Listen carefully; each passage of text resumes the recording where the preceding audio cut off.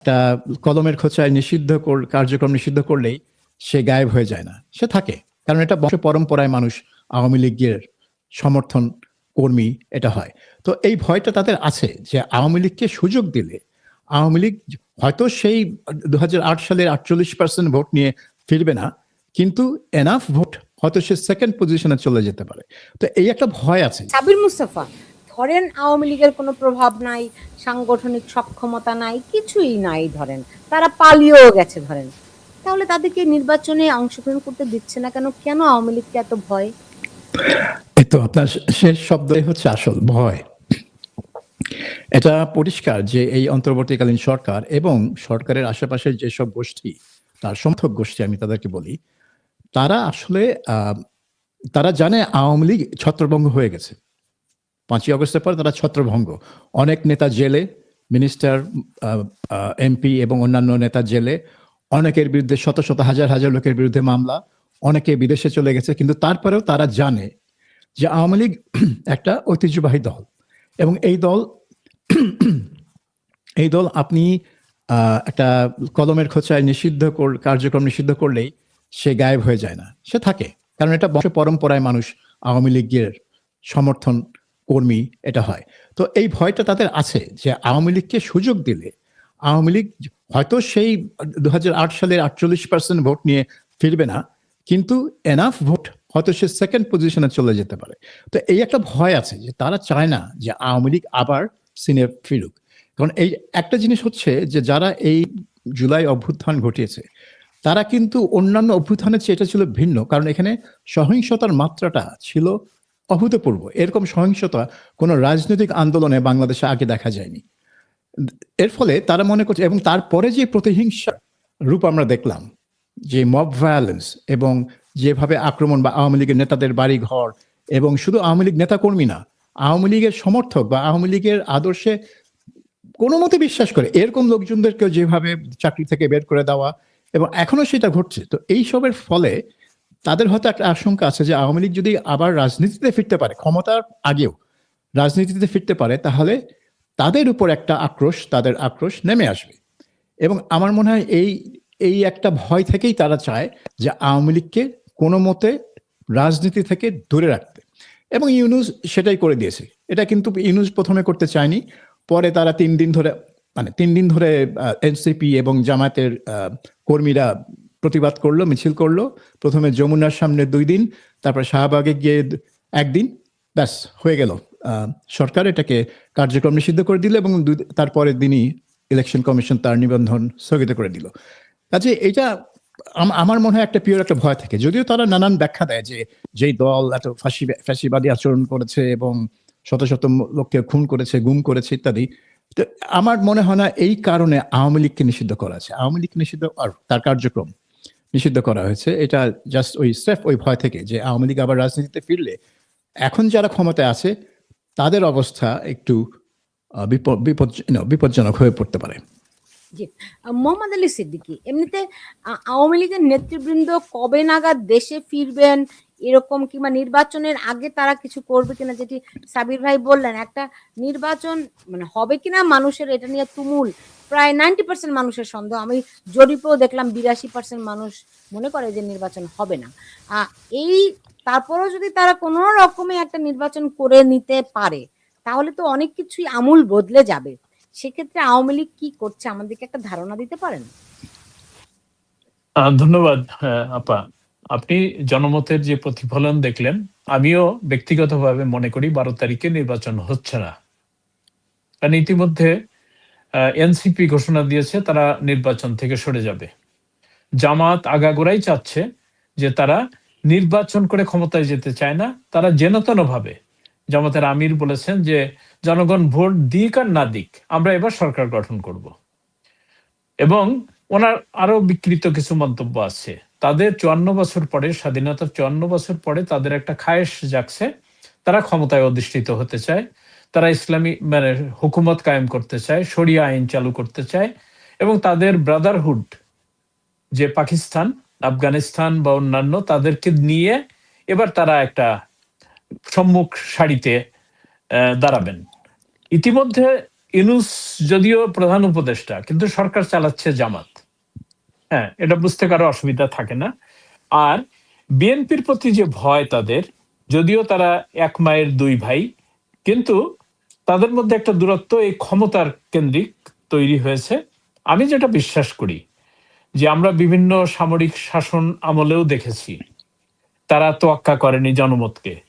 এবং আমি যদি ইতিহাস থেকে শিক্ষা নিতে বলি তাদেরকে, যে যেনতেন ভাবে একটি নির্বাচন করে কি বলে এরা সরকার গঠন করলো, সেটা জামাতের ভাষায় তারা কি বলে সর্বদলীয় সরকারই করুক আর জোটবদ্ধ সরকার গঠন করুক, এটা ধোপে টিকবে না। কারণ মানুষের জীবনের মানের নাবিশ্বাস উঠেছে।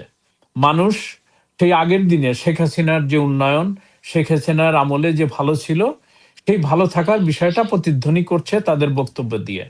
আমি যেটা বিশ্বাস করি যে 12 তারিখ যদি নির্বাচন হয়ও, পরের দিন থেকে 13 তারিখ থেকে প্রেক্ষাপট পরিবর্তিত হবে। সেই প্রেক্ষাপটটা কি? যেমন ইউনূস স্বপ্ন দেখছে যে সে রাষ্ট্রপতি হবে। সে তো ক্যান্ডিডেট না, এখানে সে নির্বাচনে দাঁড়াচ্ছে না, দাঁড়াতে পারবেও না। তাহলে সে কি করে কি বলে রাষ্ট্রপতি হবে বা এই সরকারে থাকবে? আর তার দল, তার প্রেডিকশন অনুযায়ী হয়তো 6 জন মন্ত্রী হবে এনসিপি থেকে, কেউ কেউ সংসদ সদস্য নির্বাচিত হবে। তাহলে 6 জন যাদের কি বলে সংসদ সদস্য, তারা তো গুরুত্বপূর্ণ ভূমিকা পালন করার ক্ষমতা রাখে না। এবং সে অনুযায়ী উনি আগামী মার্চ মাসে জাপান সফর করবেন, এরকম একটা কর্মসূচি নির্ধারণ করেছেন।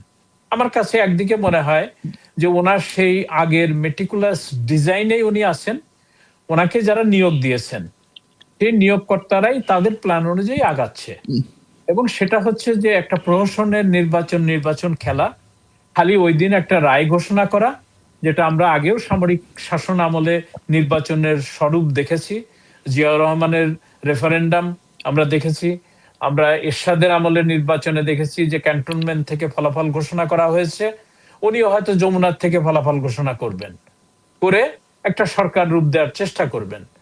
যখন সংবিধান বহাল আছে, বাংলাদেশের সংবিধান, সেই সংবিধানকে বহাল রেখে নির্বাচন করে একটা অবৈধ অনির্বাচিত সরকার তাদের জুলাই সনদ বাস্তবায়নের জন্য এরা যে তথাকথিত রেফারেন্ডাম করছে, এর কোনোটাই ভবিষ্যতে উচ্চ আদালতে টিকবে না, যেটা সংবিধান বহির্ভূত।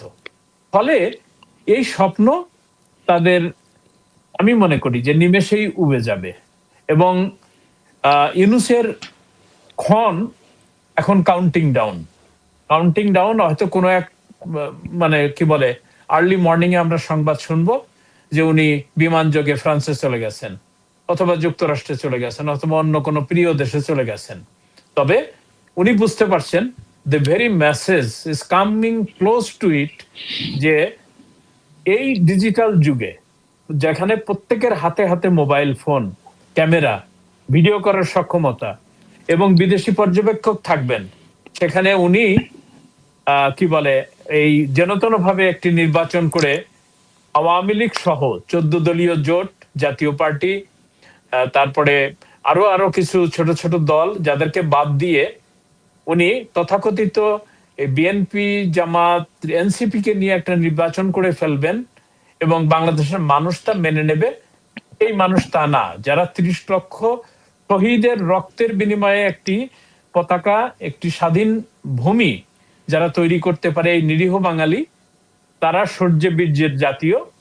সুতরাং তারা যদি রুখে দাঁড়ায়, তারা যদি মাঠে নামে, আমি মনে করি এটা ওই যে ইসের মতো, ছাইয়ের মতো ফুতে উড়ে যাবে। এই সেই দিন বেশি দূরে না। এবং আমরা মনে করি এই 2026 সনে মাঝামাঝির মধ্যেই সেটা নির্ধারিত হয়ে যাবে কার কি ভাগ্য। এটা আমার প্রত্যাশা এবং বিশ্বাস।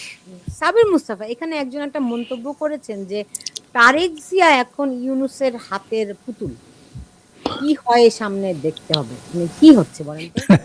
সবাই বলে কি হয় সামনে দেখতে হবে, কিন্তু কেউ বলতে চাচ্ছে না সামনে আসলে কি হবে। কারণ এখানে একটা মানে প্রশ্ন চিহ্ন রয়ে গেছে, এই যে আমরা আলাপ করছি যে নির্বাচন হবে কি হবে না।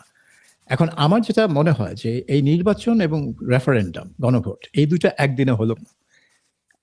এই যে জুলাই সনদ, সেটার কিন্তু সবচেয়ে মানে বড় প্রবক্তা ছিল এনসিপি বা ওই ছাত্র নেতারা। তারা কিন্তু চাচ্ছিল এই জুলাই সনদ বলে একটা জিনিস, যেখানে তাদের যে গণঅভ্যুত্থান 2024 সালে গণঅভ্যুত্থান, তাকে একটা সাংবিধানিক রূপ দেওয়া হবে। এবং আওয়ামী লীগ যা করেছে সব হচ্ছে মানে খারাপ, এটাকে ফ্যাসিবাদ বলা হবে, এটাকে স্বৈরাচার বলা হবে, এবং একই সাথে এই 71-এর বিষয়টাকেও একটু ব্যাকগ্রাউন্ডে, একটু ব্যাক ব্যাক মানে পেছনের দিকে নিয়ে যাওয়া হবে। আর এটা মানে দেশের এখন মূল আর মানে ছবিটা হবে 24-এর মাধ্যমে। তো এইটা হচ্ছে জুলাই সনদের মূল লক্ষ্য। এখানে ঢুকনা হলো এই সাংবিধানিক যে সংস্কারগুলা, সেগুলা। এখন জামাত এবং এনসিপি সবসময় চেয়েছে যে এই গণভোটটা যেন নির্বাচনের আগে হয়, নির্বাচনের আগে করে জুলাই সনদটা যেন অটোমেটিক্যালি সংবিধানের অংশ হয়ে যায়, এটা তারা চাচ্ছিল। কারণ ওইটা হলে নির্বাচন হলেও কি না হলেও কি, হয়তো না হলেই তাদের সুবিধা। এবং আমার মনে হয় বিএনপি সেটা বুঝতে পেরেছে এবং সেই জন্য তারা ইনসিস্ট করেছে যে এই দুটা একসাথেই হতে হবে, একই দিনে হতে হবে। তাহলে হবে কি, আপনি গণভোট যদি করেন তাহলে আপনি নির্বাচনও আপনাকে করতে হবে। তো এখন এনসিপি যে বলছে যে নির্বাচন পেছালে প্রয়োজনে নির্বাচন পেছানো উচিত, তারা কিন্তু বলছে না প্রয়োজনে গণভোট পেছানো উচিত। কিন্তু তারা এখনো সেটাই আশা করছে যে গণভোটটা হয়ে যাক, তারপরে নির্বাচন হলো কি হলো না ডাজন্ট ম্যাটার, কারণ আমরা তো ক্ষমতায়, Right. তারা তো আমি ক্ষমতায় অলরেডি। শেষ মুহূর্তে নির্বাচন নাও হতে পারে, বরং গণভোট তারা করার পায় তারা করছে। হ্যাঁ, গণভোট এই জন্য তারা বলছে প্রয়োজনে নির্বাচন পেছানো যেতে পারে, কিন্তু বলছে না যে সাথে সাথে গণভোটও পেছানো হবে। তারা চাচ্ছে গণভোটটা হয়ে যাক। এইটা তাদের অনেক দিন ধরে তারা বলে আসছে যে গণভোটটা আগে, নির্বাচন পরে। আপনি কি বিএনপি বুঝতে পারছেন যে গণভোট কি হয়ে যাবে? আপনি বুঝতে পারছেন? না, গণভোট তো তারা করবেই, এবং সেই জন্য তো প্রফেসর ইউনূস তো আজকেও বোধহয় একটা ভাষণ দিয়েছেন জাতির উদ্দেশ্যে, যেখানে বলেছেন যে গণভোট হলেই নাকি মানে যখন জুলাই সনদ স্বাক্ষর হলো, তিনি ঘোষণা দিলেন যে আজ থেকে আমরা মানে বর্বরতার যুগ থেকে আমরা সভ্য যুগে প্রবেশ করলাম। তো এখন বলছে যে গণভোটটা হ্যাঁ হলেই দেশ একেবারে সুখী, স্বাধীন এবং গণতান্ত্রিক হয়ে যাবে। তো এই ধরনের এইগুলো হচ্ছে বাখওয়াজ কথা। এটা নিয়ে এটা না কোনো এটার মানে বর্ণনা করার আর অন্য কোনো শব্দ আমি খুঁজে পাচ্ছি না। তবে ইউনূসের এটা একটা স্বভাব, তিনি এইভাবে মধুর মানে মানে বাণী দেন এবং একটা স্বপ্নের কি বলে ফুলঝুরি তিনি সৃষ্টি করেন, যে এইটা করলেই সব ঠিক হয়ে যাবে, সব আমরা একেবারে যা চেয়েছিলাম জীবনে সব আমরা পেয়ে গেলাম, এই একটা জিনিস যদি আমরা করি।